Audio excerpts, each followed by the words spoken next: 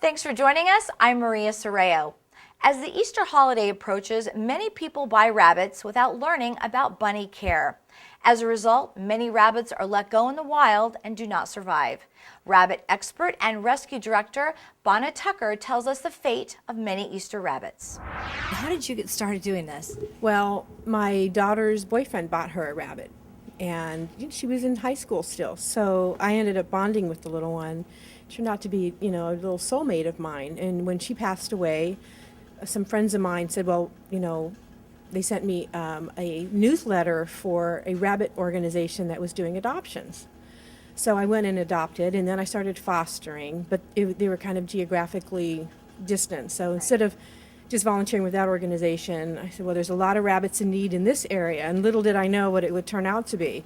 So we started our own foundation just to service this area. They're such amazing pets. What do you think is the biggest barrier for people to keep a rabbit? Lack of education in the first place, and in the second place, if they buy them, and then the rabbit gets to a certain age where, like I said, they spray or they nip because they're at an adolescent stage of their life, the next step would be to get it spayed or neutered. And if they call around, it can be anywhere from, the cheapest place is $65, but people have a hard time finding that. Some vets charge over $500 for a spay, and if they've paid $20 for the rabbit on the street corner, they don't want to pay $500 to get it fixed. What generally happens if somebody dumps a rabbit at a park? Well, in the case of the little one behind you that we were talking about, she's very small, and a hawk could pick her up. I've seen it happen. Or a stray dog, and most cats will be fine with the rabbit, but a feral cat that's hungry will absolutely kill a small rabbit and eat it. So they don't last very long. They're domesticated when people dump them at the park, and if they think they're setting them free, they're actually making them food for something else. Right. Just talk about what people can do when they get a rabbit, what they need, what kind of things do they need to get? First of all, do their homework first. People don't know that it's a long-term commitment. Sure. They don't know about spay and neuter. And I would say, first and foremost, besides doing your homework, is adopt from rescue. Because when you get them from us, you're getting a spayed, neutered animal that has had a vet check. Okay.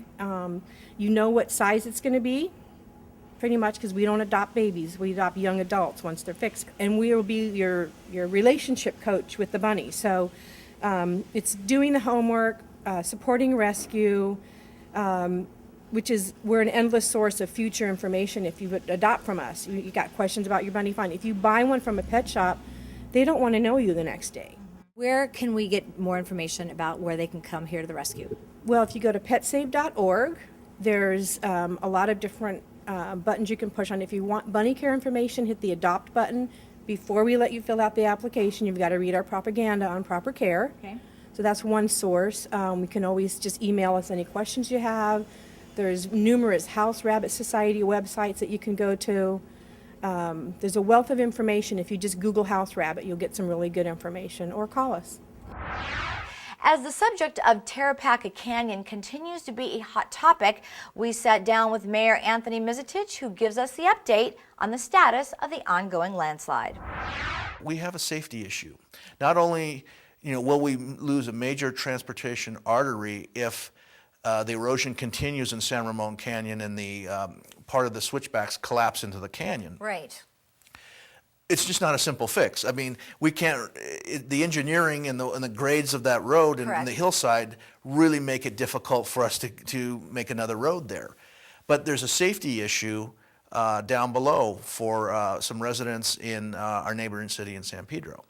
What we need to articulate perhaps better is that the cost to fix that canyon and the landslide and the erosion that's happening underneath the switchbacks is $20 million approximately. Yeah. $20 million is equivalent to the entire annual operating budget of the city.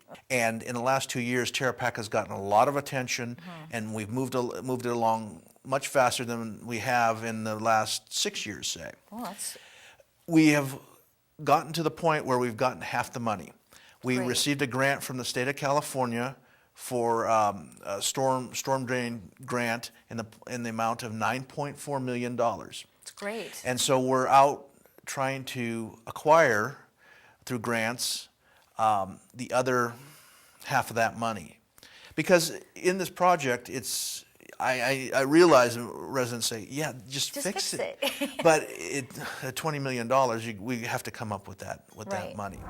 And we will keep you up to date on the latest information on Tarapaca as the project moves forward.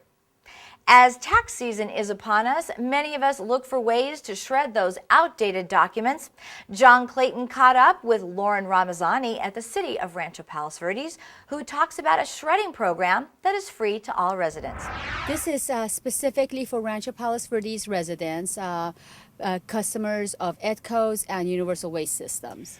And the first thing that occurs to me is, if I was watching this, is this a free thing, or do people have to pay for it? No, it's free. It's a service offered by EDCO, and it is to help people recycle their material in a safe way. What about, people have all these, if you look in people's garages, they have televisions and computers and all. I guess that's called e-waste. Is that also going to be part of the event? Yes, EDCO will have another truck that will collect electronics waste.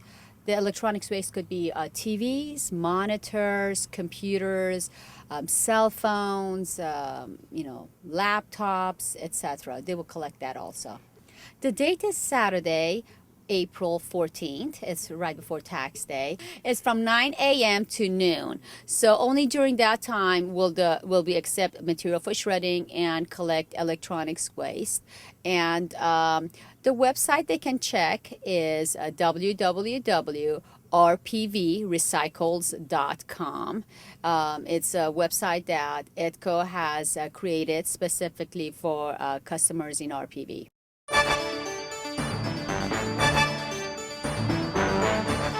And when we come back, he's a sports legend who has made his home right here in Rancho Palos Verdes, and a local program where our younger residents learn all about the great outdoors. We'll be right back.